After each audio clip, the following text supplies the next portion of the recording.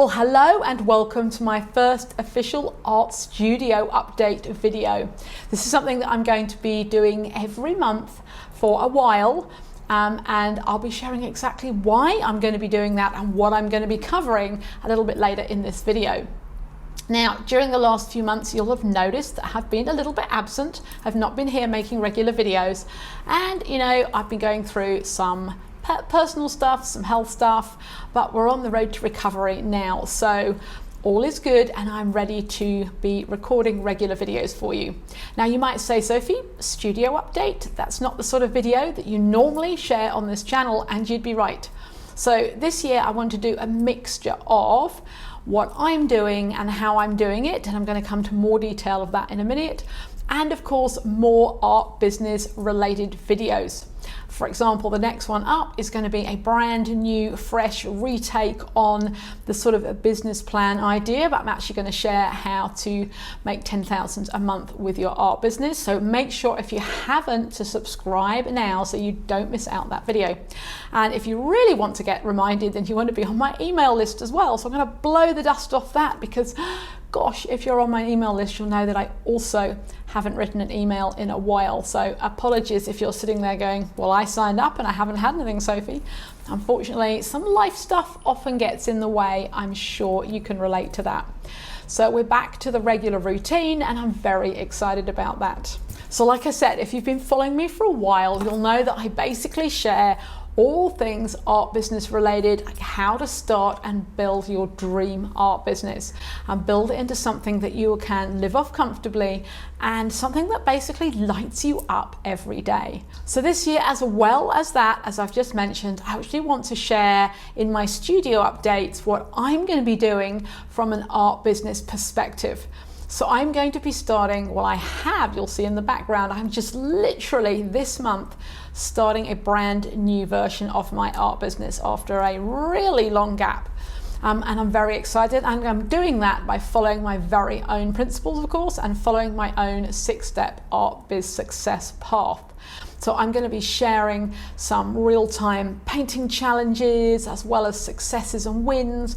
I'm going to be sharing marketing, what I'm doing, what I'm not doing, the results. I'm going to be sharing where I'm selling, what I'm selling, how I'm going to price everything, whether I'm going to make prints, whether I'm going to teach, like how's my business going to look. So if you are nosy like I am and you want to really get the raw and real and kind of no BS version, then the actual journey, and I have absolutely no idea what's coming up in my future.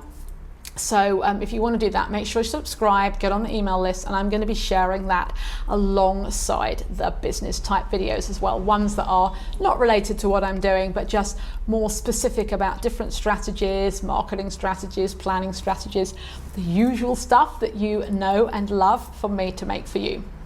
So if you are building your own art business right now, please make sure to follow along, and of course get involved in the comments and follow me over on social media. I'm still on Facebook and I'm still on Instagram. I am a granny now, so please excuse the occasional granny photos of my gorgeous grandson because he's so beautiful. We don't want him a lot on social media, so there's not going to be a lot, but there'll be the occasional story. So make sure you check out stories if you want to kind of subtly watch his progress as well. So talking about getting involved in the comments, don't forget to start by letting me know, where are you on your path to success? Are you a startup? Are you thinking that this year is going to be the year that you're building the business?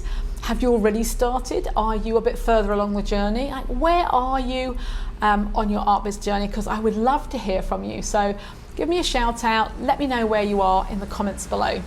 Okay, so if you are at all nosy, as I put my hand up to being, you might be thinking to yourself right now, Sophie, did you not say that you'd given everything up to become a full-time weaver?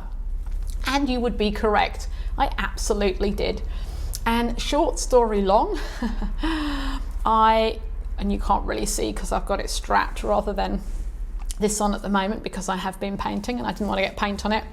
I got an injury in my left hand, an RSI, so a repetitive strain injury in my hand, and it's been months and months and months, and I've had treatment, and I was basically given 3 options.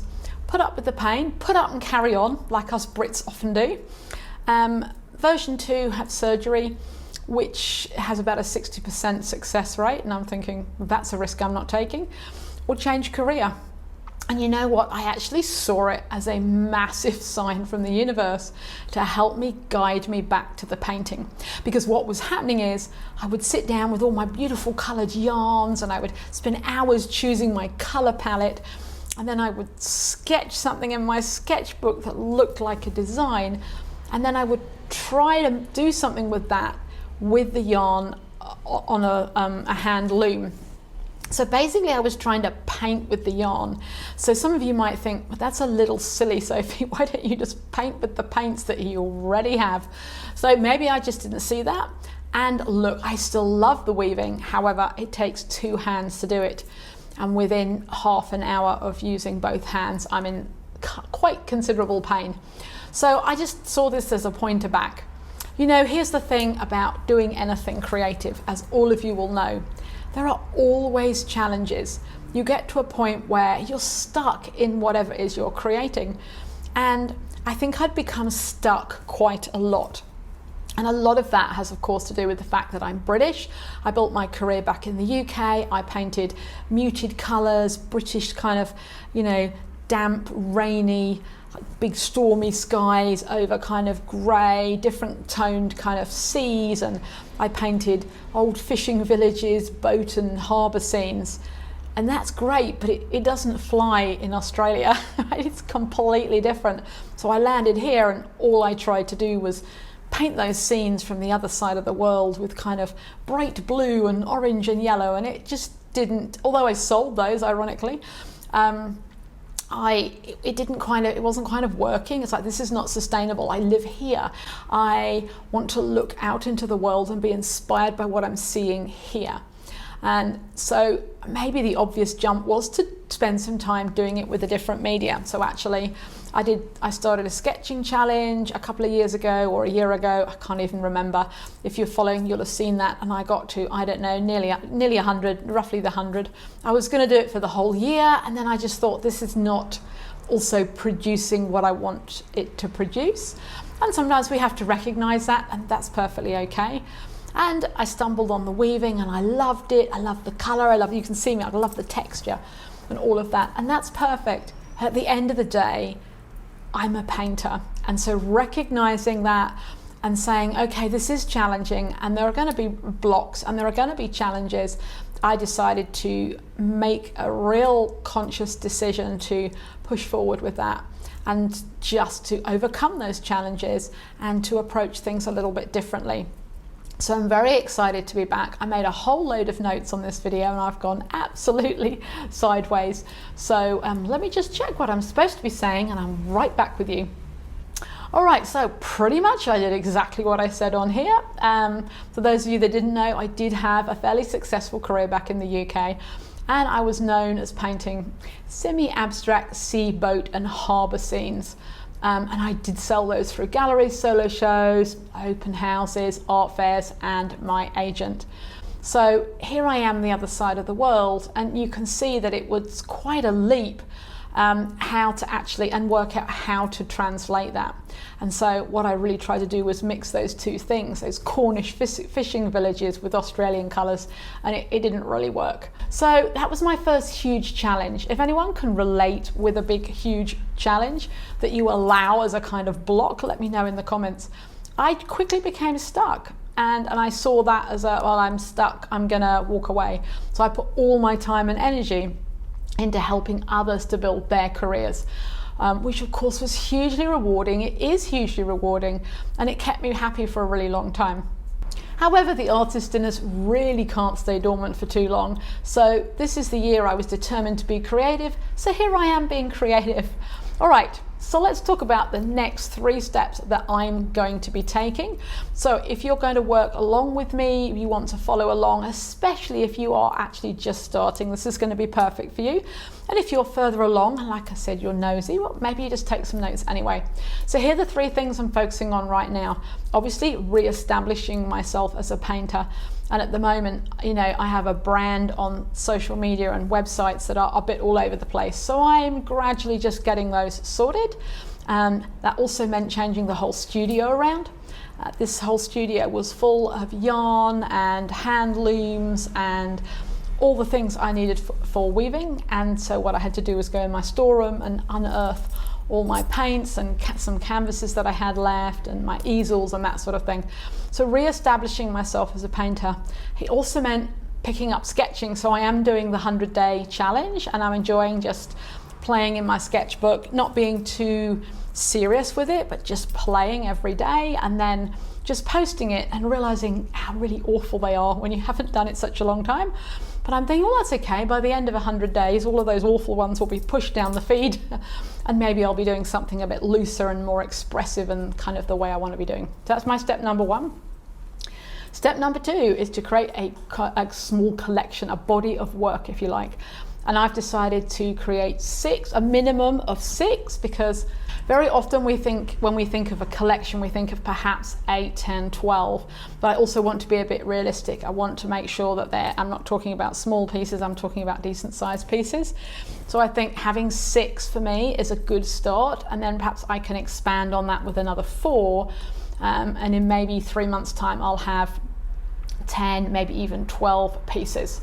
And step number 3 is, of course, to build a solid business plan with clear goals, clear stepping stones, and some accountability for myself. So funnily enough, I actually found that first step the biggest challenge, right? Because if you haven't done anything for a while, you just need to get started. And if you're watching this and you're stuck and you haven't done anything, just pick up a pencil and put it on the paper. That's exactly what I did. I just got started, and I got started, as I said, with that 100-day sketching project. Just happened to come along, so I'm doing that in my sketchbook. I'm going to be trying out different materials, colors, techniques, textures, all of those sorts of things. I'm going to play with some collage because I feel like it. I'm basically giving myself permission to make a mess and play, because I believe this is such a vital part of the creative process. So to be honest, right now, at the time of shooting, the second step seems a little terrifying, because what if what I'm painting turns out to be rubbish? You know, I've started one behind and I'm pretty happy with that, but what happens if I come in tomorrow and I completely bosh it over, which I probably will do, because that's part of the painting process, right? The gem comes out at the end. But what if I can't let go of my perfectionist streak? What if I just hate what I create? So these are often beliefs that will hold us back as artists. You know, we think we're not any good. We think we can't do it. We think we can't finish it.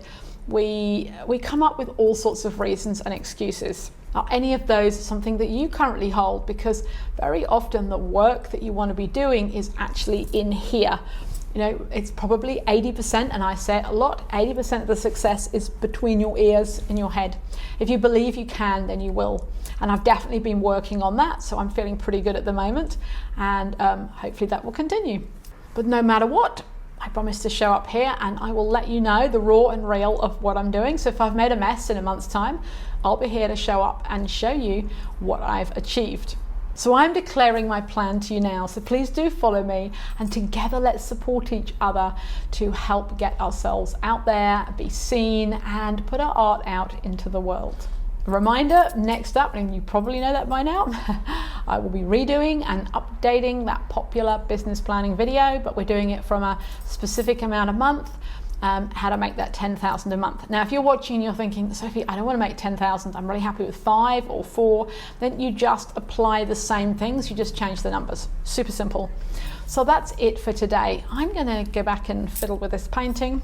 I'm maybe even going to get started on number 2, because success loves speed. All right, take care everyone. Thank you so much for watching. See you very soon.